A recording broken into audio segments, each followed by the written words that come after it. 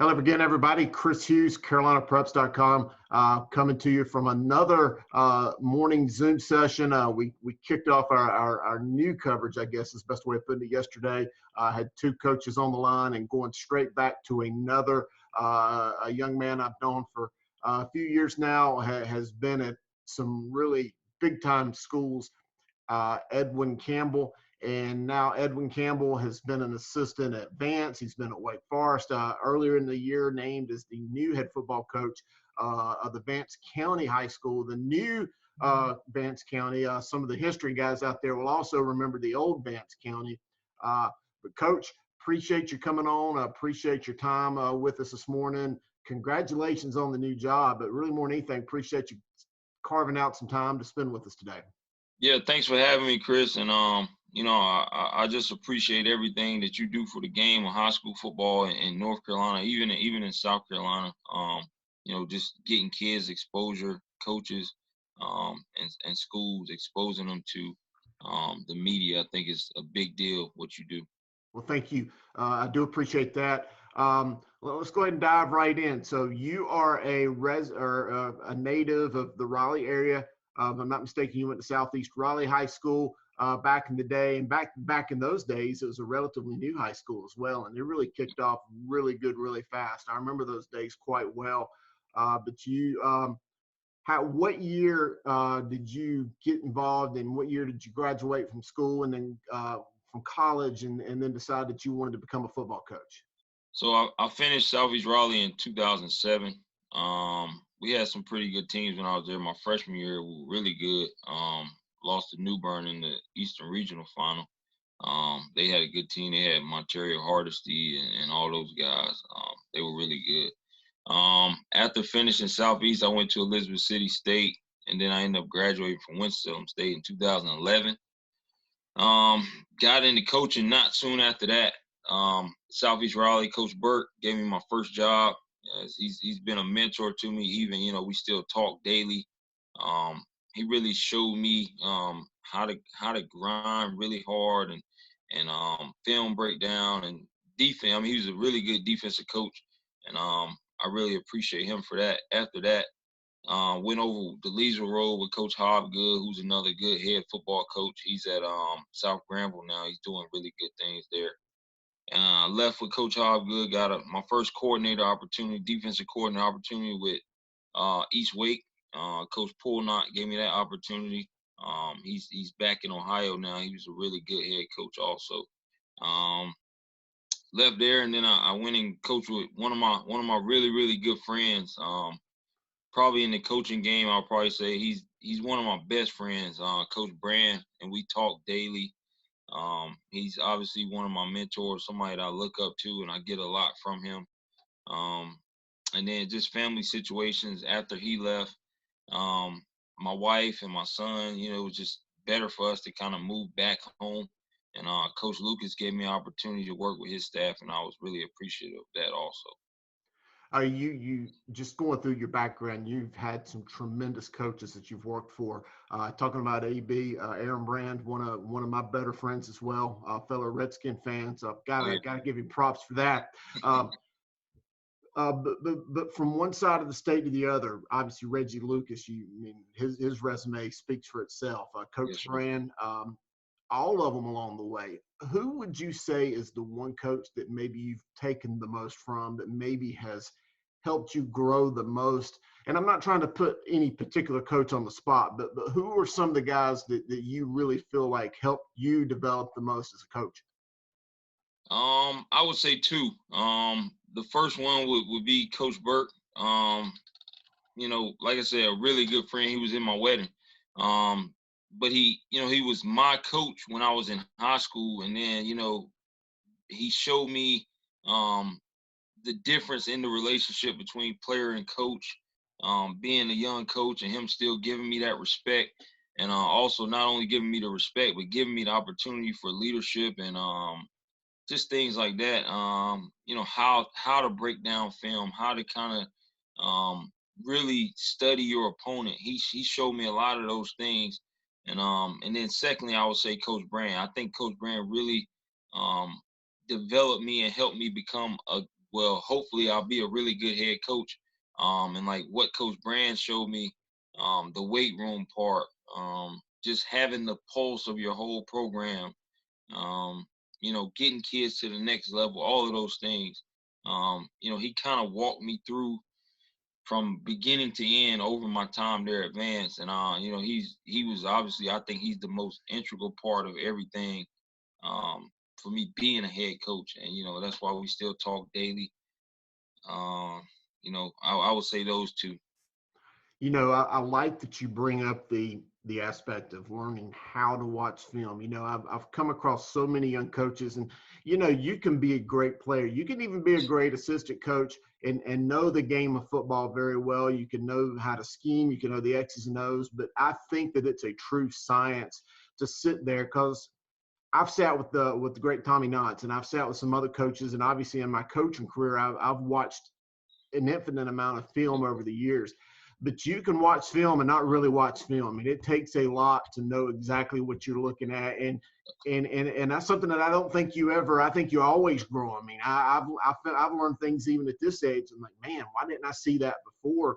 But kind of break down the science of maybe what young coaches or novice coaches just don't know, but what they need to know in breaking down film.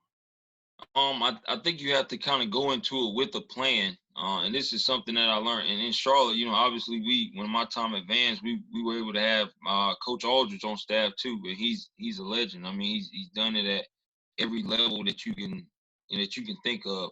And working with him and Coach Brand, you kind of got the best of both worlds, offensively and defensively. Two guys that are well respected.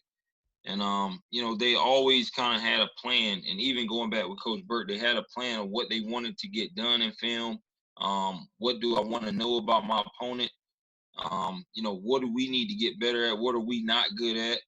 Also, the way that they talk about as far as what does our opponent see from us, that we can improve on or that we can adjust as the game goes on. And Coach Burke was really big on halftime adjustments, in-game adjustments, just like Coach Aldridge. We would always, once we get in at halftime, advance, it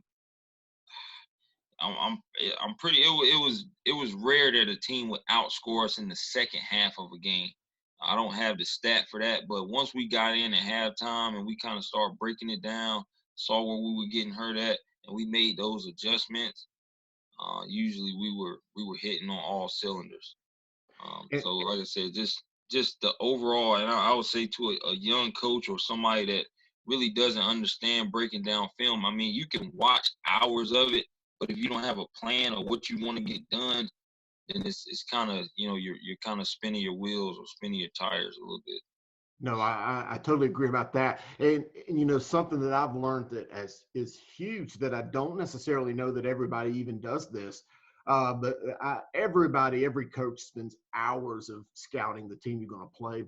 But I think you need to put just as much time into scouting your game films as if you're your opponent and scout yourself, because I think so many coaches don't realize they've got the tendencies that they do have, and it's obvious to someone who studies them. But I think that that's something that's kind of lost in the mix as well.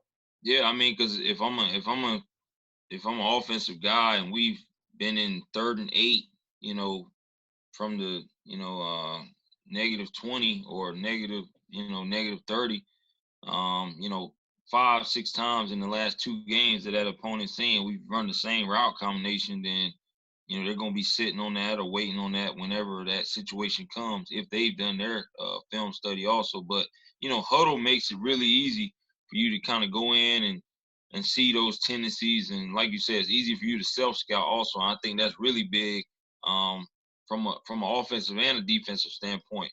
I know I'm a big pressure guy, especially when we were at Vance. We were a big pressure team. When we matched up against Myers Park that year in the regional final, we showed a lot of pressure, but we really just brought a lot of 4-man rush, because we had shown so much pressure on film that we knew they would expect pressure, and we could try to get the ball out of Drake May's hands really quick. And he's a really good quarterback. They had a really good team that year, and obviously they do a great job there too. But like I said, that was a great battle.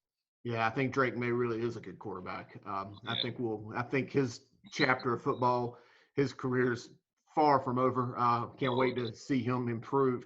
I'm so old though. I remember going back in the football film days to where we all sat around the TV, and every coach had a notebook, and one guy wrote down and distance, one guy wrote down formation. I mean, and yeah. you're right about huddle, how it does so much of it for you.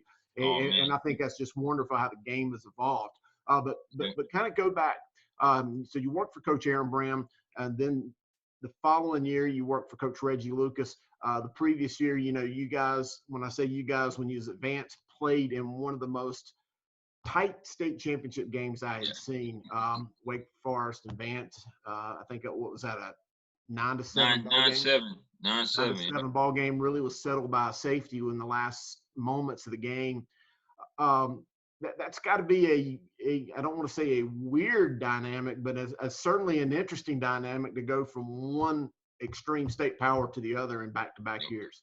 So, and I'll talk about it. And to me, that was, I've never seen a game end or even play out the way that game did. And I think it was a really, really evenly matched game. Um, I mean, the kids that, obviously the kids that we coached at Vance, I really care about them. I think they were some of the toughest, they just love football. Those kids love the game. They brought it every day in practice. It was tough, seeing them after that game. And then, my wife and I, we hadn't bought a house in Charlotte. We had just had my son. We had my son that year, week 3. We played Rocky River, and it was just really tough on her. We stayed in the South Charlotte area, and Vance is on the opposite end. And my wife worked in South Charlotte, and where the commute with the daycare and all that, it was really tough on her. And so the best thing for my family at that time was to move back home. And the hardest thing, it wasn't really hard with the players at Wake Forest. They were really, really a really respectable group of kids, and they work really hard and they do things the right way. And I think as a coach, I went in to teach. So once I was, they saw that I was there to teach them. It wasn't really hard for them to buy in or anything like that. I think kids just want to be coached, and it was some of the coaches would have a little, we would joke about the game here and there, but it wasn't really a tough situation. But the difference between Charlotte and Wake County, to me, Coach Lucas runs his program similar to, a lot of the top programs in the state. Very well organized, disciplined, structure. They're really big in the weight room. But the overall talent of the opponents that we face, I just think that, the weight room aspect of it is a lot different in Charlotte. Um, Compared to Wake County as a whole. Wake Forest is, competitive with everybody in the state. But like I said, a lot of other your local programs in Wake County is just, I think the weight room aspect is what is the fall off between Charlotte area and Wake County or Raleigh area. Yeah, and I'm glad you went into that, because that was going to be my next question. Now, you're not in Wake or Mecklenburg anymore, so I was going to put you on the spot and ask you that, because I know that there's great coaches on both counties and in both areas, but I do agree with the weight room aspect of it. And what I've also seen, and I'm going to eliminate Wake Forest from that equation, because they're an animal unto themselves in Wake Yep. County, but it just seems there's the physicality of football in Mecklenburg County versus Wake County. I think is a night and day difference, and by that I just think that and we've seen it in some playoff games. I think that, and I don't want this to come across the wrong way, but I think that you've seen some lesser mid-pack teams in Charlotte, in the playoffs, that maybe finish 6-5, go play a further east team and just dominate them. Yep. That you thought was a really good Eastern team. And I think that just goes to show how physical football is in Charlotte.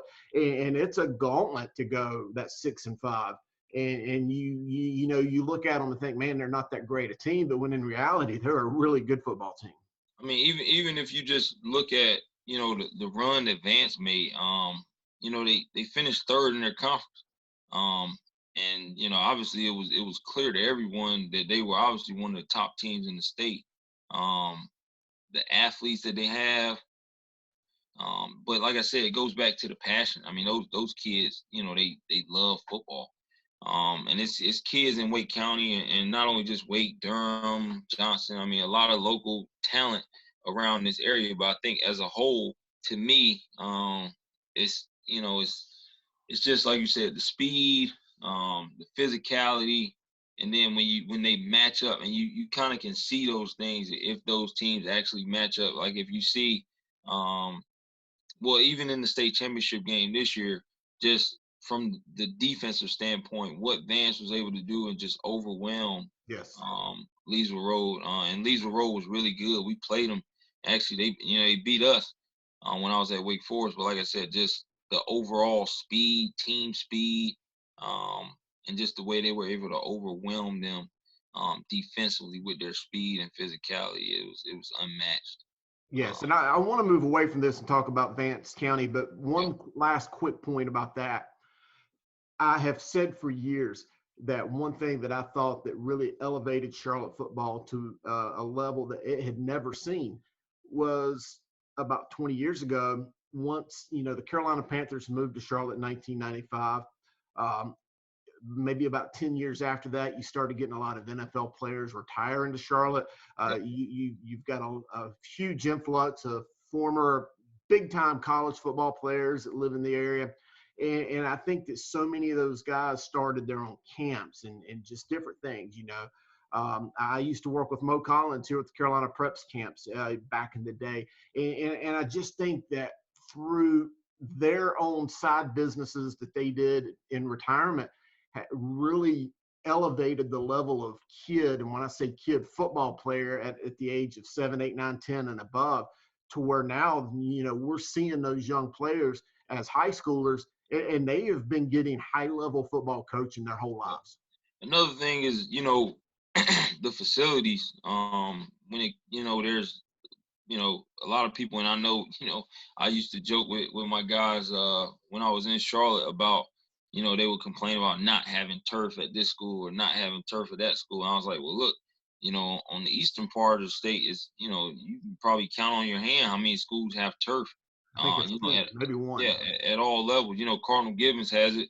And I think one of the Brunswick. Well, now you've got all three Brunswick high schools, okay. and you've got New Hanover, so that's 4, that's 5. I think that's it, and the new private school. But I mean, so the facilities, and with those facilities, you're able to do more things on the weekend. If you have a local youth team, you don't have to worry about, the field being torn up. You can have big time camps that'll come into your area. You're training, you can train in the off season on those things. I think the facilities for one, and like I said, the Panthers, like you said, the Panthers do a great job.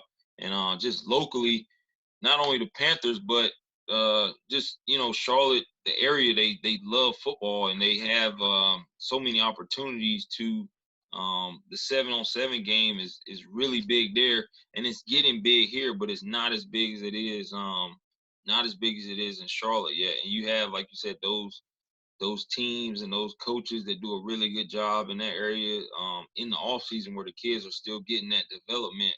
And I think in this area you're still battling some of the basketball stuff, because it is a big basketball area, and Charlotte is too. But I think here is more, I think the basketball aspect is what, but like I said, the facilities and the off-season ability to train with those big-time coaches and those 7-on-7 programs. But like you said, you can look right down the street. You got the Panthers. And when you can do that, that's obviously going to inspire some more kids to want to do, play the game of football. And like I said, the Panthers, they give a lot of access to the high school programs to come to a practice, or, they give back. They do a really good job of that in Charlotte. Absolutely. Well, let's shift gears. Let's talk about Vance County. Again, you was named the head coach of the Vance County Vipers. I love the school name, the Vipers. I mean, it's unique. Only one in the state. Only one. The logo, the colors, I think it's off the charts. I love it. So congratulations on that. It's a new school, but it's not a new school. The dynamic to maybe someone who is not familiar.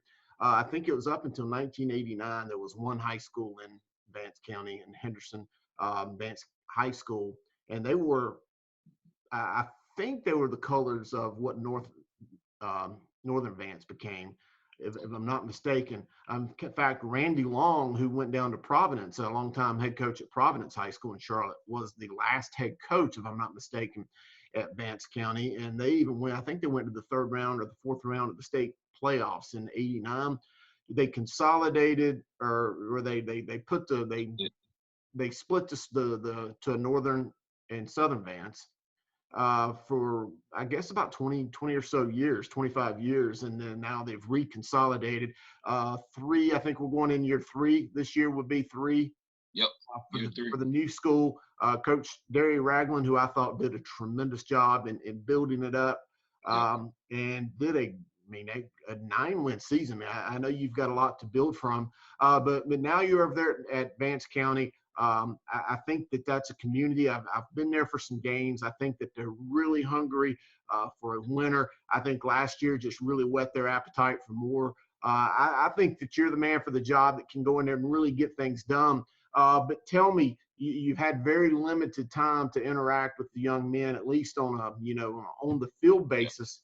So you're really going to be going in at ground zero when we finally get the green light to go back to football. So with all this, Zoom sessions and digital learning and everything we're having to do, what's your philosophy and how are you handling this role as a new head coach without really being able to be around your children or your kids, your players? Yes, it's obviously it's not ideal. I got named the head coach, and then I went and met the players that Tuesday. We were supposed to have a meet the coach night where I'll be able to meet parents and other teachers, staff, kind of do a full layout. That was going to be on the Thursday, and that's when when everything started to kind of get canceled, like the ACC tournaments and all that. So obviously it was a trickle down effect. Luckily, I did get a chance to get contact information with a lot of my kids.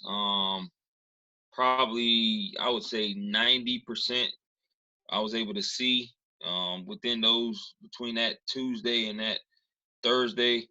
So that was the good thing. I was able to kind of put my eyes on them, kind of tell them what I wanted to do, my vision of the program and where I wanted to go with it. And they seemed really excited. So, what I've been doing, obviously, I call them weekly, text them weekly. We put stuff on Huddle just to kind of get them familiar with some of the formations and some of the base things that we want to do. But I haven't really wanted to go full out all football because they have so much going on with their class stuff. We're at a situation where a lot of our kids have to go to the school and get laptops. So they're still doing the laptop situation. And once they get all that squared away, I think I was talking to one of the coaches, and that's been another challenge, obviously getting coaches hired. But one of the things I've been trying to do is, like I was telling one of the coaches, I think it's best as long as we keep a communication line with them. I send them workouts just to make sure they're staying active. But that's really all we can do right now. Like I said, like contact with them every day just to make sure they have the essentials that they need for their family: food, water. If they need to have somewhere to go pick up a meal, they have places in the county where they can go do that. If they need laptops, stuff like that, I kind of contact them, make sure they're doing that type stuff. I think in this entire global pandemic, the coronavirus, is something that we're going to remember the rest of our lives, and it's something that none of us have really ever had to deal with. And I think it's great in a sense that as a coach and as a teacher and an educator, it reminds you that football is not the most important thing in the world to these young men. There are so many things far more important to them. You mentioned whether they're eating, the ability to get the internet, so many things in trying to finish their education requirements. But on the other hand, it also shows why we need football so bad, because it shows that they need that gravitational force right there to bring them together, and to have the direction and have the mentorship and, the father figure to look up to. So, I love how this situation can show a real life reason why football is so important, because let's just face it, there's a lot of those young men on that team that probably need you in their lives a lot, and this is a reason to bring them together, and maybe show the camaraderie, or have the togetherness that might show itself later in the year. Yeah, and I think that's big for all coaches, and I think a lot of coaches, and the ones that I'm in contact with, they're doing a great job. Obviously, you want to get in as much football stuff as possible, but right now you want to put football on the back burner and just make sure that your kids are okay, that they're safe, Yes. that they have the food, but the academic part, because we don't really know what the plan is. Are they gonna give them grades? Are they going to pass fail them? How is that gonna affect their GPA? If I'm a rising senior, and I hadn't taken the SAT or the ACT. I mean, all of these things are in question, especially for guys that want to go play at the next level.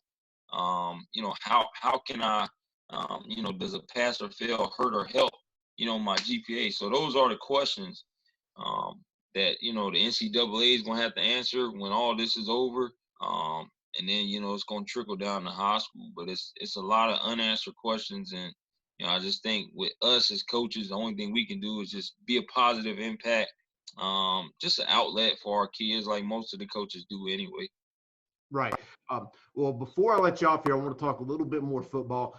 You mentioned you didn't really get that chance to meet a lot of the parents, and for the community and the fans and in the Vance County area to really get to know you and see you. So hopefully this session right here on Carolina Preps will be the first opportunity for maybe some fans to really get to know who Edwin Campbell is. So from a football, from an X's and O's, just from a philosophy standpoint, what are you hoping and are you expecting an Edwin Campbell coached football team to look like? I mean, what are you hoping to look like on offense and defense, and just what's the pillars that kind of make up what you want your team to do? So I went back. I mean, obviously, I've had a lot of time to watch film, and we have some really good players coming back. I think obviously we lost a good amount on offense. We have some pieces coming back. I think we have some wide receivers, some offensive linemen. I think could be really dynamic. On the defensive side, I think we should be really good, and that's where I try to hang my hat. I want to be really fast on defense and physical. Um, I think that's where you kind of set the tone at. Then on offense, I want to be able to run the football, out of different looks. So I want to be a multiple sets type guy where we're able to run the football. I want to use a tight end in that running game, but I want to be able to kind of make sure we can run the football and play really great defense. I think, the programs, if you look at it at the state championship level, which is where I aspire for us to be, they play really great defense and they're able to run the football. I think those things equate to being a really good football team. So some of that's going to start obviously in the weight room whenever we're able to get back. But a lot of it's mindset. How good do you really want to be on defense? I think as a football coach, as a head football coach, I want to put a lot of emphasis on defense and special teams. And offensively, we want to kind of get downhill and be able to just play a physical style of football. And a lot of teams, when I say run the football, the first thing the kids asked me was, "Are we gonna run the wing T?" Because they know I came from Wake Forest, and I love the wing T. I think it's a great system. I've always been a fan of it. Um, but we're not going to be a wing T team. But we're going to be multiple. Uh, like I said, but defensively, we're going to get downhill and attack. So, like I said, Chris, I'm excited, man. Whenever we can get back, I think we have about between 5 and 7 starters coming back on the defensive side, which really intrigues me. I think there's room for growth there. Offensively, we'll be breaking in a new quarterback. We got a couple guys that I've been in contact with, and I think they're going to be really, really good at that position. we've got some running backs who I think are going to be dynamic. One guy, I think one guy moved in. I think, I'm really excited about kind of getting to work with him. So we got some pieces, and I just think, we'll be able to compete for the conference title. That's our goal. First goal is going to be compete for a conference championship. We got some tough opponents. Southern Durham is tough. Northern Durham is tough. Pretty sure Orange and Northwood. Those teams will be formidable opponents also. Absolutely. Well, Coach, I have enjoyed this. When you finally do get the chance to get on the practice field and give me a call, I'd love to come up and see the guys and see you guys in person and come take a look at some of those young men that are going to be making it happen on the field. But more than anything, thanks for taking some time out of your day today to really talk some football. I've enjoyed this and to learn a little bit more about you, but also just to talk about football during this crazy time that we live in. It's been a good 30 or so minutes for me, but I really appreciate you. All right. Thanks for having me, Chris. Well, Coach, appreciate you. Again, that is Coach Edwin Campbell, the new head football coach of the Vance County Vipers. They had a big year last year, and I think they'll do even better this year. But thanks for your time. We will join you. We will bring some more coaches throughout the day and throughout the week, so stay tuned to us here at Carolina Preps. We'll see you next time, and thanks for joining us.